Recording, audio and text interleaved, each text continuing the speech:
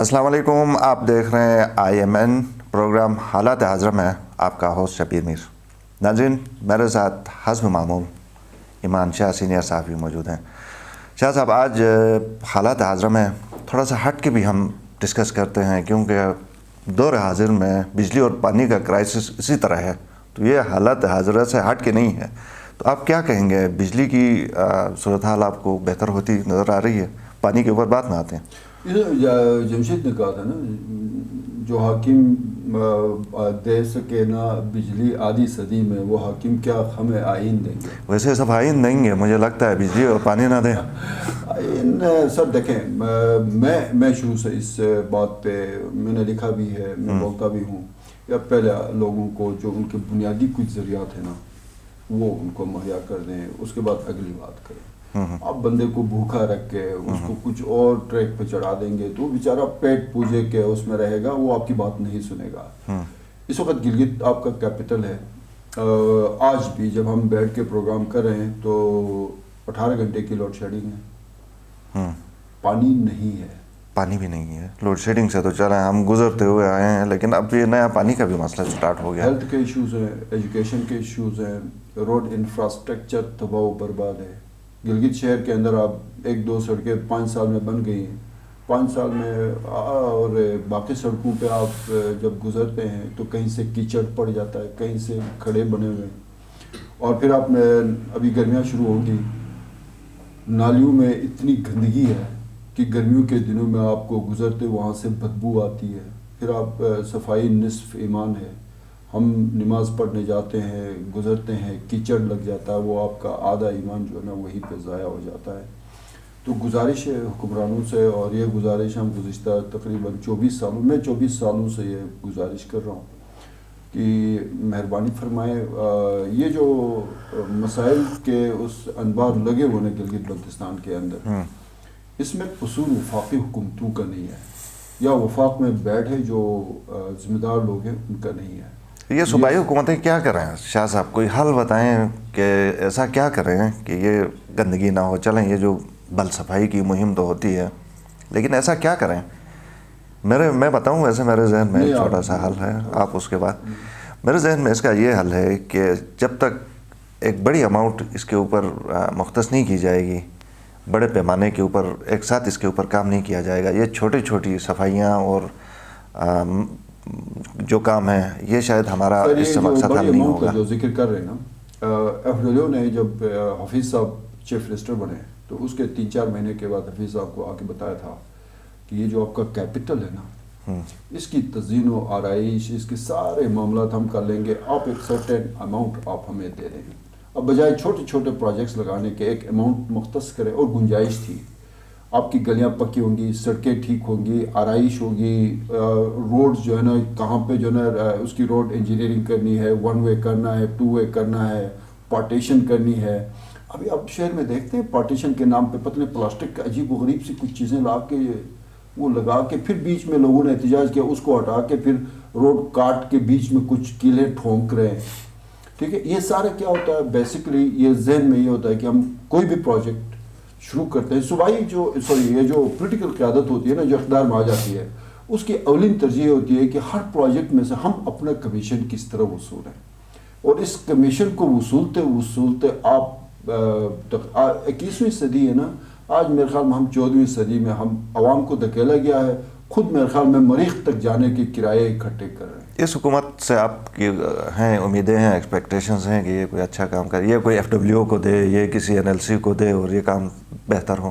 دیکھیں، اس حکومت سے توقعات ایسا نہ ہو جو توقعات وزیر اعظم پاکستان عمران خان سے پاکستان کی یوتھ نے رکھی تھی، اور جب اگست 2018 میں انہوں نے حلف اٹھایا، اور اس کے ابھی 2.25 سال کے بعد وہ جو وہ کامران خان کی ویڈیو کلپ آپ نے سنی؟ جی جی، کامران خان بہت سینئر صحافی، جی جی جی، عمران خان کی پارٹی کا ایک بہت بڑا زبردست وہ یہ تھا کہ اس میں صحافیوں کی بھی بڑی کنٹریبیوشن رہی۔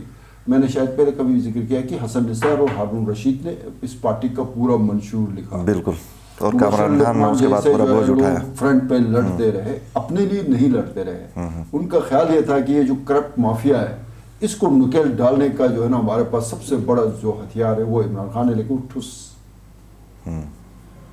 وہ پھر یہاں پہ نہ ہو. توقعات ہیں بٹ ایسا نہ ہو کہ 6 مہینے بعد ہم یہاں بیٹھ کے نوئے اور ماتم گری شروع کر دیں. ہم مانیٹر تو کریں گے 6 مہینے تک اس ایشو کو. ہم مانیٹر حفیظ کو بھی کرتے رہے، مہدی شاہ کو بھی کرتے رہے. مہدی شاہ پیشیاں بھگت رہا ہے نا نیب میں. مستقبل میں آپ کے خیال میں یہ جو موجودہ لاٹ ہے یہ بھی پیشیاں بھگتتے ہوئے بھگتنی ہے، یہ کام کریں یا نہ کریں؟ ایک بڑے زبردست قسم کے سیکٹری ہیں، گلگت بلتستان سے ان کا تعلق نہیں ہے، کراچی سے تعلق ہے. میں نام نہیں بتاؤں گا چونکہ وہ پھر ظاہر ہے ان کے کچھ مسئلے وہ کسوٹی تو کھیل لی شاہ صاحب نے پوری بہت مشکل ہوتا ہے. وہ بتا رہے تھے شاہ صاحب، میں آج ان کے ساتھ میں کوئی گھنٹہ سوا گھنٹہ میں بیٹھا، اس نے کہا کہ پچھلی حکومت میں حفیظ کے دور میں کہہ رہا تھا کہ مجھے کچھ ایسے کام بتائے گئے کہ جو میں اگر کر جاتا تو میں بھی آج پیشیاں بھگت رہا ہوتا. اس نے کہا ہمارا ایک کیریئر ہوتا ہے، میں نے 27 سال کی عمر میں CSS کیا، میں نے 33 سال آگے کیریئر گزارنا ہے. سیاسی لوگ 5 سال گزار کے چلے جاتے ہیں، ہم سے کرپشن کرواتے ہیں، پھر جب ہم برے حالات میں جاتے ہیں تو پیچھے مڑ کے نہیں دیکھتے. تو اس نے کہا 4-5 سیکٹریز کا نام لیا کہ وہ جو پھنسے ہوئے ہیں، آج جن حکومتوں نے ان سے کام لیا وہ ان کا نہیں. وہ کہیں گے یہ کون ہے، یہ کب ہم نے ان کو دیکھا تھا، کب کہا تھا کہ یہ اپائنٹمنٹ کریں، کب ہم نے ان کو کہا تھا کہ یہ ٹھیکہ ان کو دے دیں. وہ بھول جائیں گے. صحیح، لیکن اب لگتا ہے کہ ہاں موجودہ حکومت میں شمس الحق لون صاحب بھی گرجے بھر سے اور ڈپٹی اسپیکر بھی گرجے بھر سے، لگتا ہے کہ یہ بھی ان کو پش کر رہے ہیں. وہ گھنٹا پور والا سٹائل ہے نا، ان کے بالوں کا سٹائل دیکھیں، مچھوں کا تھوڑا سا انداز دیکھیں. لیکن شنا ٹوپی پھر گنڈا اوپر ٹوپی ہے، سٹائل گنڈا پوری ہے. صحیح، تو وہ بھی کوئی مجبور کرنے میں کامیاب ہوں گے نہیں ہوں گے. اگر شمس الحق لون اس سینس میں بات کر رہے ہیں کہ بیوروکریسی بالکل بھی عوامی مسائل کے حل کرنے میں دلچسپی نہیں لے رہی ہے اور گرج برس رہے ہیں، تو اس کو تو سپورٹ کریں گے. لیکن پس پردہ بیوروکریسی کو اور دباؤ میں لا کے اپنے معاملات سیدھے کرنے ہیں تو پھر ایکسپوز ہوں گے. پھر کوئی نہ کوئی 5 سال بعد آ کے پھر یہی کہے گا کہ شمس الحق لون صاحب نے ہم سے یہ کام لینے کے لیے کوشش کی اور ہم نے نہیں کی. ہو سکتا ہے اس دفعہ کوئی سندھی نہ کوئی. جوڈیشل اکیڈمی کے اوپر آتے ہیں شاہ صاحب کا، اس کا افتتاح ہو گیا اور اب ٹریننگ سٹارٹ ہو گئی ہے. سر دیکھیں، یہ جو جوڈیشل اکیڈمی کا جو ایشو تھا نا، اس میں اس کی بہت بڑی کنٹریبیوشن ہے موجودہ چیف جسٹس ملک حق نواز صاحب، آنریبل ملک حق نواز صاحب کی. بالکل، ہاں، چیف کورٹ کے چیف جسٹس ہیں. اور پھر یہ رجسٹرار چیف کورٹ ہے غلام عباس چوپا صاحب. غلام عباس چوپا صاحب کا اس حوالے سے بڑا زبردست ایکسپوجر ہے. یہ انہوں نے 2 کام کیے. انہوں نے GB کی حکومت سے کوئی پیسے نہیں لیے، پاکستان کی حکومت سے کوئی پیسے نہیں لیے. جسٹس کمیشن آف پاکستان ہے یا جو بھی ہے، صحیح مجھے نام اس کا یاد ہے، وہاں سے ان کو فنڈ ملتے، وہاں سے کوئی پیسے نہیں لیے. انہوں نے پرپوزل بنائے، تواتر کے ساتھ رابطے میں رہے UNDP کے ساتھ. اس وقت جو ہے نا GB ای لنک پہ ہے سکردو، گلگت اور چلاس. اب آپ کو ججز کو سکردو جانے کی ضرورت نہیں ہے، چلاس جانے کی ای لنک. یہ بھی UNDP کا پروجیکٹ ہے.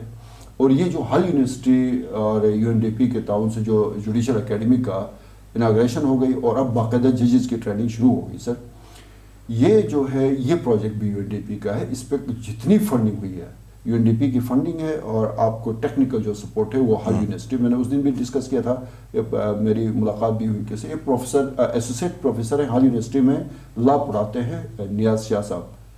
وہ پاکستان آئے، فلائٹ نہیں ہوئی، بائی روڈ یہاں پہ آئے، بڑے ہائی پروفائل کے آدمی ہے، رسک لیا انہوں نے. اب یہاں بیٹھے ہوئے ہیں، ججز کو ٹریننگ دے رہے ہیں، ان کی ٹریننگ تربیت دے رہے ہیں. یہ کتنے ججز ہیں اس میں جن کو ٹریننگ ملے گی؟ 10 ججز. اچھا، اس وقت وہ ٹریننگ وہ 1 ہفتے کے لیے ہے. اس کے بعد پھر چونکہ تمام ججز کر سکتے تھے، اب پھر بلتستان میں ہوگی یہی ٹریننگ. اس کے بعد پھر ان کے سٹاف کی ٹریننگز ہوں گی اسی جوڈیشل اکیڈمی میں.